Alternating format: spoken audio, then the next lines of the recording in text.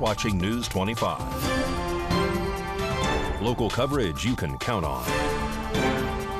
News 25 is brought to you by J.K. Nelson Law, voted best of Pahrump for 4 years. Give them a call, 775-727-9900. News 25 is also brought to you by Gunny's Air Conditioning and Heating. New, service, and repair. Call Gunny's, 775-727-6800.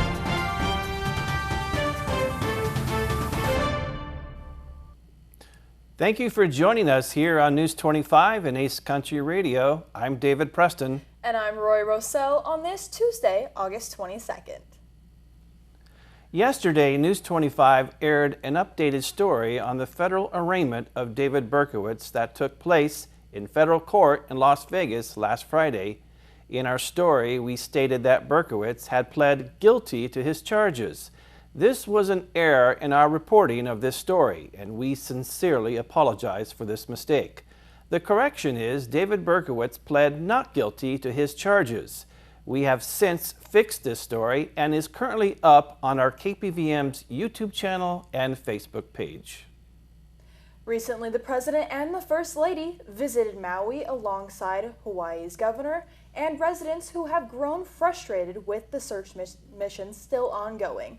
RJ Camacho has this story. On August 21st, President Joe Biden and First Lady Jill Biden came to Maui to tour the damage that was caused by the wildfires. During Biden's speech, the president stated that we will be respectful of these sacred grounds and its traditions and rebuild the way the people of Maui want to build, not the way others want to build. He also went on to state, to date, 114 are dead and hundreds of people are unaccounted for. The country grieves with you, stands with you, and will do everything possible to help you rebuild. Every emergency responder put their lives on the line to save others, neighbors helping neighbors, Native Hawaiian leaders offering solace and strength to the people of Hawaii. We're with you for as long as it takes, he promised. The Hawaii Governor Josh Green also spoke, speaking about how the amount of loss we experience in such a short time will be difficult for us to even fathom, but we'll hold each other up. Our hearts are broken and will heal. The people of Lahaina will need time to heal, to recover, and to grieve. He also had another message to give to the world. He stated, of course no one can travel to West Maui right now. We will share when that is possible again. Only returning residents and authorized emergency relief workers should come here now, but all of the other areas of Maui and the rest of Hawaii are safe. The reason I say that is because when you come, you will support our local economy and help speed the recovery of the people who are suffering right now. Today on August 22nd, it has been reported that anywhere between 500 and 1,000 people still remain unaccounted for, a daunting number that presents a huge challenge for the officials trying to determine the amount of those who have perished and how many fled to safety but have yet to check in. Maui authorities have opted to not share the list due to it being unclear whether privacy rules would prevent them from doing so. It's also been reported that there are concerns that it would further traumatize families of those who are now listed as missing but may turn out to be dead. As of late August 21st, 115 total were confirmed dead, according to Maui police. Every single-story residential properties in the disaster area has been searched. Meanwhile, teams have transitioned to searching multi-story residential and commercial properties. Meanwhile, Maui residents have been growing frustrated as they wait with bated breath as the search for their loved ones continues. It was reported that the Maui Police Department has instructed the medical examiner in Honolulu to not release the names of those who have died as a result of injuries sustained from the fire in Lahaina. The medical examiner in Honolulu is where some of the burn patients were taken for treatment. However, the American Red Cross has been generating their own list separate from law enforcement. The list covers those who are still unaccounted for through a combination of requests made to its call center and information gathered by the organization field teams. The organization has entered into a data sharing agreement as well with federal, state, and local government agencies in an effort to aid reunifications. According to reports, the American Red Cross has successfully completed approximately 2,400 out of the 3,000 requests, seeking reunification or welfare updates. Many of the hard-hit roads from Tropical Storm Hilary in Pahrump went from flood to mud. Mikey Ruhan reports. Many of the roads in Pahrump affected by Tropical Storm Hilary have turned from flood to mud. The water on Dandelion and Honeysuckle is almost dry near Ian Deutsch Memorial Park. On August 21st, the corner of Calvada and Mount Charleston Drive looked like a lake. That intersection is a lot drier and all mud. Hard-hit roads like Hacienda are less flooded 24 hours later. Crews are working on Dandelion Street that is currently closed. They expect it to be reopened on August 22nd. The flooded Tractor Supply parking lot in Pahrump appeared to be a lot drier. Many washouts from the flooding occurred, and large rocks and other debris still remain in roadways. Reports of vehicles getting stuck in mud have also occurred. Well, a traffic stop conducted by our local sheriff's department resulted in the arrest of a woman and the fleeing of a man wanted for murder. RJ Camacho reports.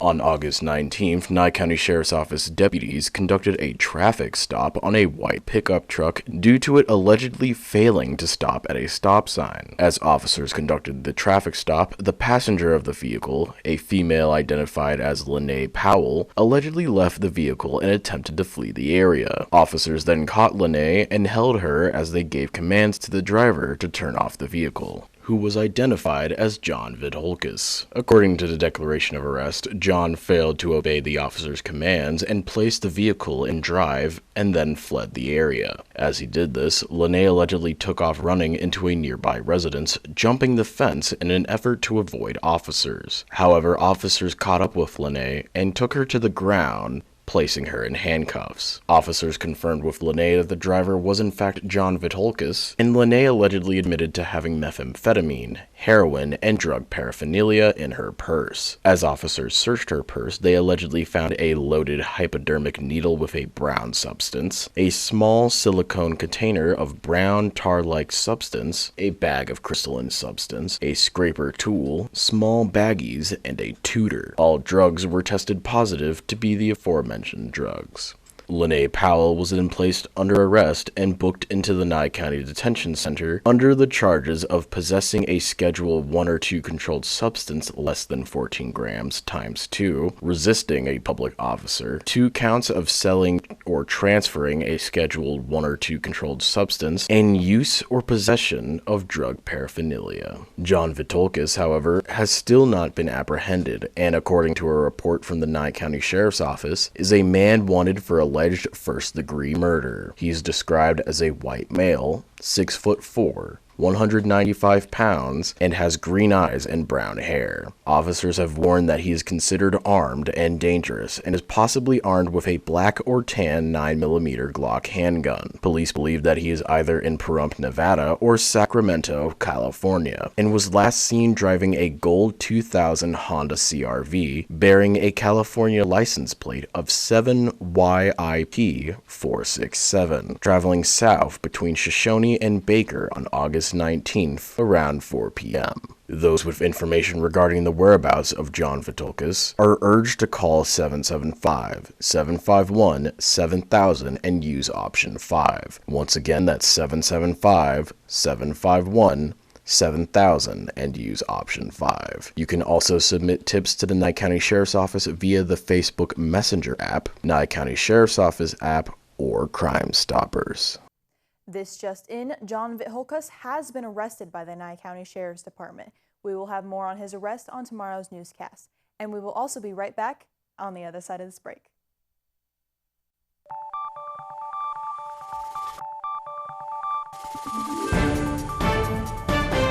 You're watching News 25. Local coverage you can count on.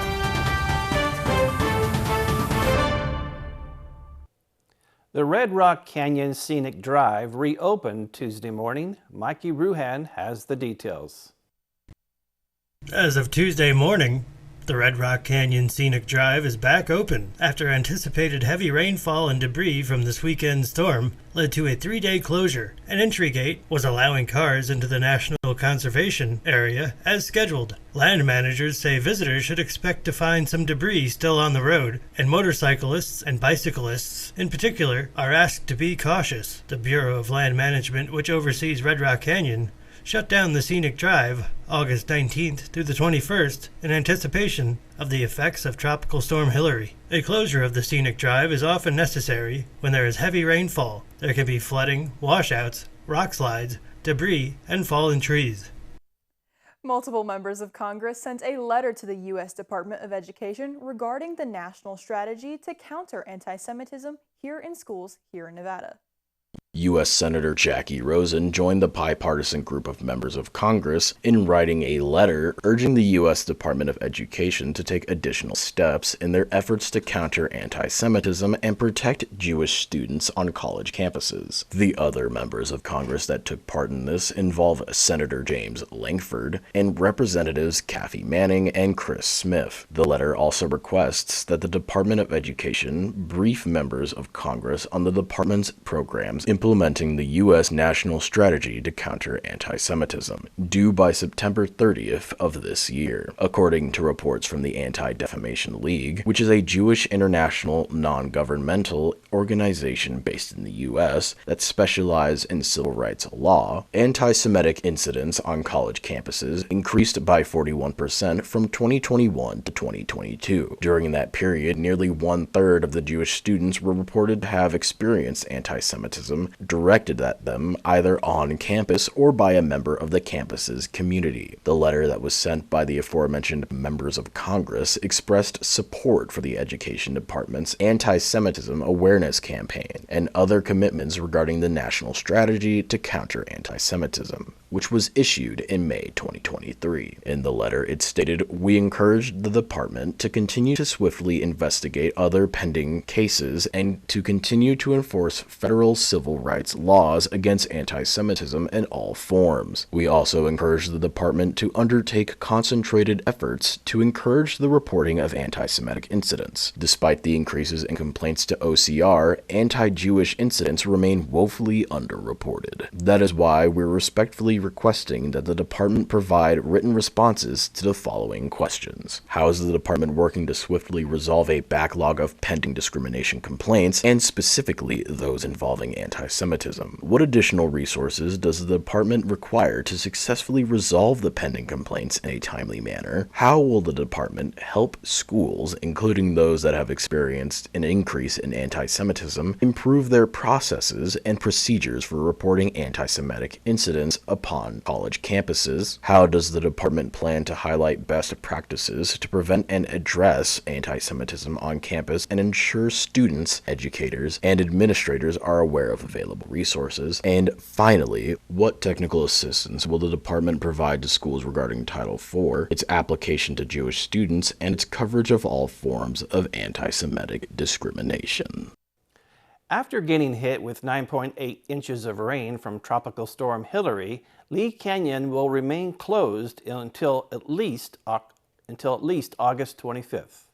Lee Canyon announced on Monday that the resort will remain closed until at least Friday, August 25th, in line with the U.S. Forest Service's closure of the Spring Mountain National Recreation Area. Officials said the weekend brought heavy rain to Lee Canyon, with Tropical Storm Hilary dropping 9.8 inches. Once the closure is lifted, Lee Canyon's personnel can properly assess the storm's impact on the resort and determine if remaining shuttered is necessary. For more updates, visit leecanyonlv.com. That's LEECANYONLV.com. We keep all sorts of things in our medicine cabinets, but what is really essential to have on hand? Cleveland Clinic Dr. Neha Vias says adhesive bandages are a must, but if they are falling off, try using the liquid kind. They actually make liquid bandages, which are really good for those cuts that are somewhat annoying and don't seem to hold very well with the adhesive bandages. They seem to hold up under water much better than the adhesive bandages. It's also a good idea to have some type of pain reliever in your medicine chest. And if you're prone to achy muscles, pain-relieving patches may be useful. Antacids can come in handy for the occasional bout with heartburn, upset stomach, or diarrhea. For itchy insect bites, hydrocortisone cream may provide relief. And speaking of itch, people who suffer from allergies will want to stock up on some antihistamines. The those are great to have around if you have those seasonal allergies, or right as you're starting to develop a respiratory infection and you have that runny nose or the sneezing or the itchy, watery eyes. Well, Dr. Vias recommends checking your medicine cabinet every 6 months to toss and replace expired items. Well, we'll be back on the other side of this break with an adorable husky named Balto.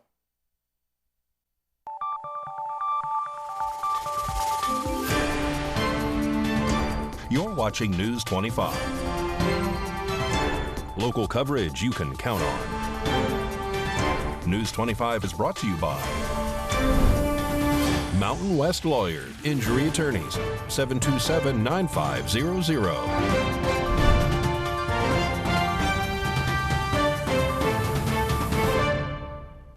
And welcome back. Pat Lemming is here to tell us about an active husky named Balto who's looking for a new forever home. Today's Rescue a Pet segment is brought to you by Realty Executives in Action. Put the team at Realty Executives in action for you. Hi everyone, this is Pat with Never Forgotten Animal Society here in Pahrump. I'm at 3091 North David Street off of Bella Vista in the north part of town. And with me today is Balto. Balto is a Siberian Husky mix. He is a very, very active, sweet boy. If you've never owned a Husky, it would not be my recommendation that you get one. But if you have Husky experience and you know the breed, you know that this is a very loving, sweet boy. But he is very active and needs a lot of activity to keep him grounded. He needs to run, he needs to play, he needs to be out in the yard, he needs to have his own swimming pool. He is high maintenance in that his coat will have to be brushed at least every day, if not every other day, in order to be able to keep him in shape. He is a young boy, he's about 3 years old, we think. He was found running here in Pahrump, and he is looking for his forever home. But I highly recommend anyone that has had Husky experience be the one that handles him, because he is all Husky in that his behaviors mimic a Husky. They're very active, they're escape artists, they like to get out, so you have to have a secure yard. You have to have the time to spend with him because he is an attention hound. And he's still pretty much just a puppy even at 3. He is well-mannered. He does have some basic commands at his disposal, but only when he chooses to respond to them. He is very active, so please, if you have an active lifestyle, this is the dog for you. He will go on long hikes with you, he'll go for runs. He likes to be out and around everything. And he does get along with other dogs. He does get along with people very, very well. But he is very active. So if you're interested in him, his adoption fee is $250, includes his neuter, microchip, all of his vaccinations, and rabies certificate. And he's here at Never Forgotten Animal Society. We're open Monday through Saturday from 10 till 5. No appointments necessary, so you're welcome to come on in and meet him anytime. Our number is 775-537-8674, and we would look forward to having you come in and meet him along with all of our other dogs and cats, kittens, and puppies. So if you're in the market for any of those, please stop by and check us out. They need the socialization and they need the interaction, so please stop on by even if you're only going to visit. We look forward to meeting you. Thank you. News 25 Weather Cam is brought to you by Lerner and Rowe Injury Attorney's Office in Pahrump. In a wreck, need a check? Call 702-877-1500. Well, it looks like we will have mostly sunny days this week. John has your weather forecast coming up next.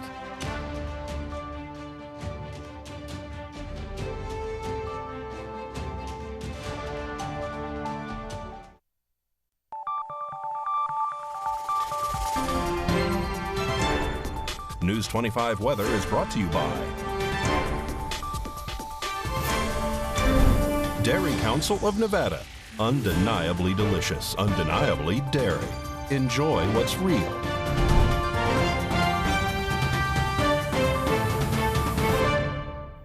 Hi, good evening, Nevada. It's John Kohler from the KPVM Channel 25 Weather Studios, all up and down the Ace Country Radio Network and worldwide to your phone or mobile device on the local BTV app, the app that knows what's up. Fernley's got 77 degrees, 79 in Fallon. Carson City cool at 76, but not as cool as Tonopah, 73 degrees. Ring, ding, ding. You regained the Cool Spot Award. Congratulations. 74 in Goldfield. They're chasing you hard. Beatty's got 83 degrees. 90 out in Amargosa. It's a hot spot today with Vegas at just at 87. But out in Death Valley, 99 degrees. Didn't even muster triple digits. Well, you're catching some kind of a break anyway.